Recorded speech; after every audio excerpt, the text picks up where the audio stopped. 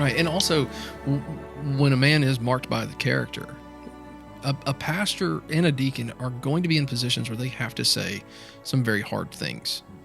And I think it's really a two-pronged approach. The first is his character gives him the right to say it. The authority that God has placed on him, right, gives him the authority to say what he has to say. But also, if he's a man of character, he will say those things in such a way that it comes through and is driven by love. And how many things are not said because your own heart is convicted, I can't say that because that's me.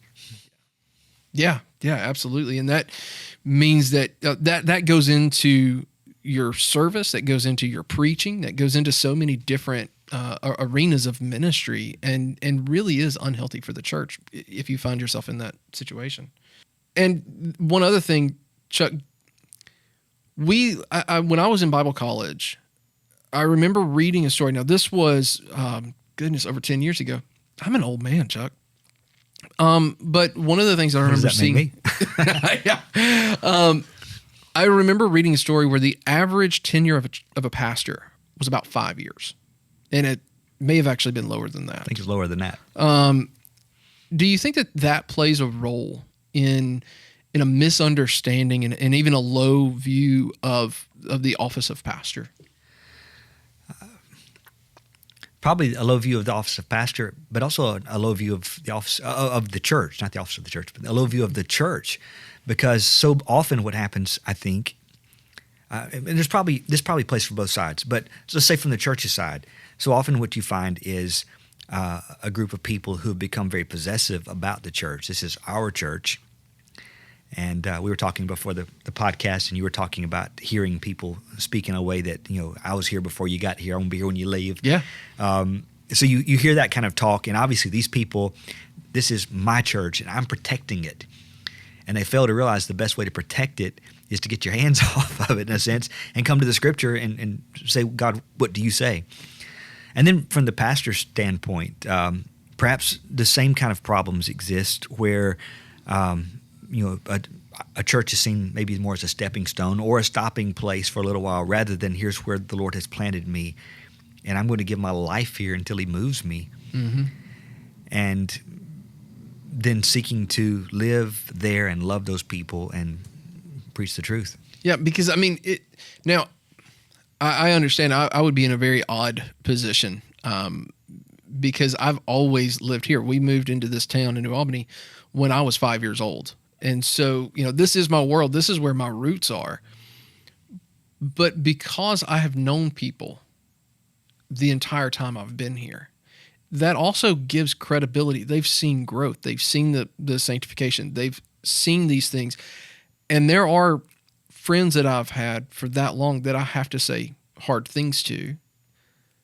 And it's that longevity leads so much credibility to the words that you say. If I know you for 3 years, I have an idea of who you are. If I know you for 15 years, I really know who you are. And so do you think that there's also an effectiveness in ministry that's impacted by short tenures? Yes. And I've read, I don't remember who said this, but I think I've seen a couple of people say, like, you're there for 5 to 8 years before you really kind of, you're out of the honeymoon stage. You're past the uncomfortable stage, perhaps, and really starting to settle in and be accepted as the pastor who knows these people and knows their lives, and they know something about your life. So many of these things, these qualifications, even, they take time to observe. And as you're saying, that the life takes time to observe. So how are you going to bring the weight of character to bear on the words you say if you're there such a short period of time that people have not had the opportunity to really observe your character? But we don't want to say that it's always God's pleasure for a person to be at a location for a long period of time. We're not God, and I don't mean to say that. I don't mean to say that if that's your entire experience that you're absolutely you're a failure. Or that a church is a failure if they've had a string of 4 or 5 pastors that only stayed for a few years each. Right.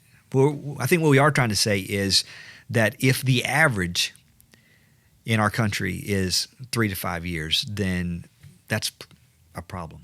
Yeah, yeah, definitely. And also there is an idealized I don't know if goal is the right word, but there is something to strive for. And, pray for your pastor, if it's the Lord's pleasure, that he would be there for the next 25 years. Or that, if you are a pastor, pray that you would be in the place where you'd be for 25 years. But I think either way, would there not be wisdom in stepping forward, moving forward, planning as though you're going to be here for 25 years? Whether God can move you clearly, but intentionality. Yeah, intentionality. It's a good word.